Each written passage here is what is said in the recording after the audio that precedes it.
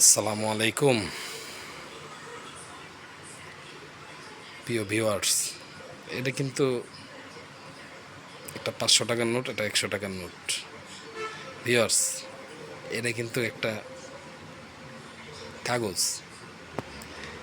এই কাগজের এতটাই পাওয়ার থাকলে মানুষ ভালোবাসে, না থাকলে কোনো মূল্যই নাই। বিশ্বাস করেন, টাকা নাই এই পৃথিবীতে আপনার কোনো দাম নাই। টাকা আছে, আপনার কদর আছে, আত্মীয় স্বজনের কাছে আপনার মান সম্মান আছে, ইজ্জত আছে, বাপ মার কাছে আপনার ভালো ছেলে। টাকা নাই, কিচ্ছু নাই।